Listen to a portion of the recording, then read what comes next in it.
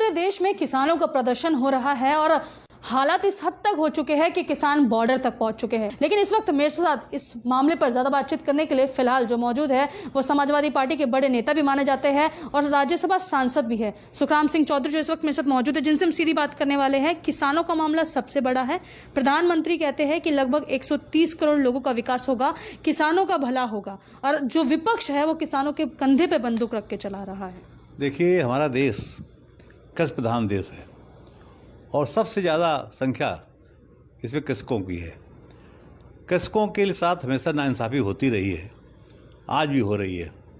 मैं मानता हूँ कि किसान का सम्मान जो होना चाहिए था वो अब तक नहीं हुआ है और ये सरकार तो किसानों से इसका कोई वास्ता नहीं है। ऐसे नियम कानून ला करके किसानों का साथ नाइंसाफ़ी कर रही है, उनका शोषण हो रहा है।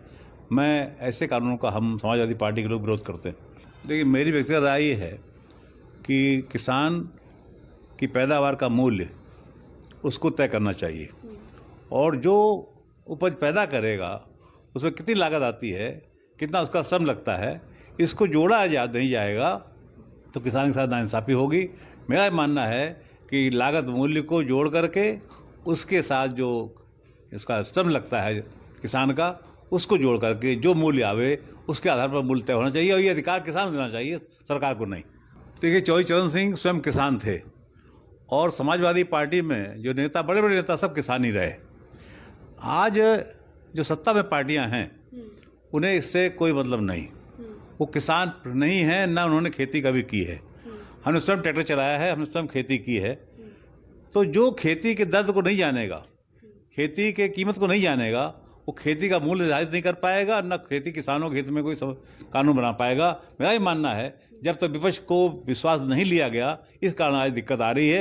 यदि विपक्ष को विश्वास लिया गया होता तो आज कहीं दिक्कत ना आती। सरकार किसानों की विरोधी सरकार, मैं मानता हूं कि सरकार ने अपने प्रयास में तो अच्छा काम करने का प्रयास किया है, लेकिन उसको इसकी जानकारी नहीं है कि किस कानून से किसान का लाभ होगा और किस कानून से किसान नुकसान होगा। इसलिए मेरा मानना है किसान नेताओं से बात करने के बावजूद ही कोई कानून लाया जाना चाहिए था। एक सवाल आपसे इसलिए पूछा जाना चाहिए क्योंकि आप भी समाजवादी के बड़े नेता माने जाते हैं। ऐसे में बात की जा रही है यहाँ पे आजम खान के बेटे को लेकर और साफ तौर पर जो है उनको लेकर जो है इस बात की जो है जानकारी भी मिली है कि यूपी विधानसभा की तरफ से जो है इस बात का जिक्र किया गया है कि राष्ट्रपति को पत्र लिखा जाएगा ताकि उनको चुनाव न लड़ने दिया जाए। देखिए, ये तो जो निर्णय कोर्ट करेगी उसको मानने पे बाध्य है। राष्ट्रपति को इसमें निर्णय करने का अधिकार मैं समझता हूँ कोई नहीं होगा, न्यायालय ही निर्णय कर सकती है। न्यायालय यदि मना करती चुनाव लड़ने से, आयोग को घोषित करती है, तो हम उसको मानेंगे, वरना राष्ट्रपति को इस पर कोई अधिकार नहीं है। राष्ट्रपति किसी चुनाव लड़ने मना कर दे। लेकिन चुनाव आयोग को भी पत्र लिखने की बात की जा रही है उत्तर प्रदेश से, अगर बात करूँ तो चुनाव आयोग को निर्णय करता है तो उस पर वैधानिक राय ले करके कार्रवाई होगी। चलिए, शुक्रिया हमसे खास बात करने के लिए। कैमरा पर्सन संदीप के साथ मैं भावना, नेशनल वॉइस, दिल्ली।